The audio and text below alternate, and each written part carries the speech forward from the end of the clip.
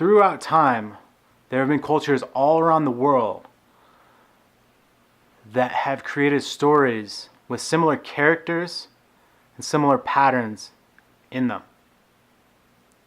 What's interesting to note is many of these cultures around the world have never heard of each other or each other's stories.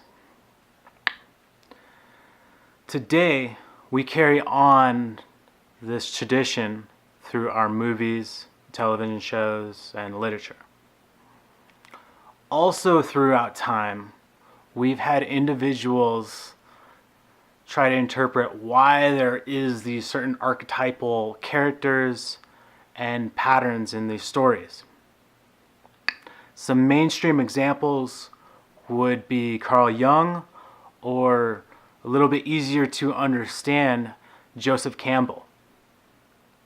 One of the more profound things that Joseph Campbell said was that myth is to put in accord the mind with the body.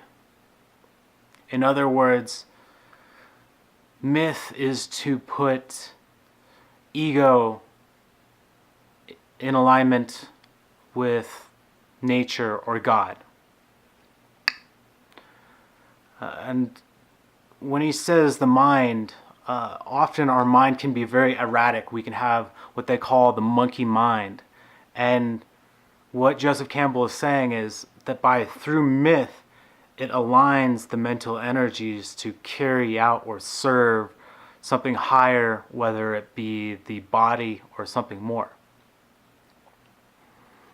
Now, this talk about monkey mind and the mind-body connection sound awful similar to what people talk about when they talk about meditation or yoga.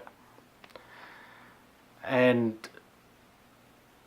it's a very common belief in the East for a very long time that through meditation you can merge the unconscious and the conscious and become enlightened.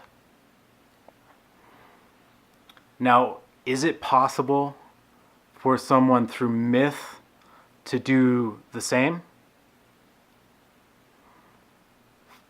Well, actually, it's the whole premise of the Western esoteric system.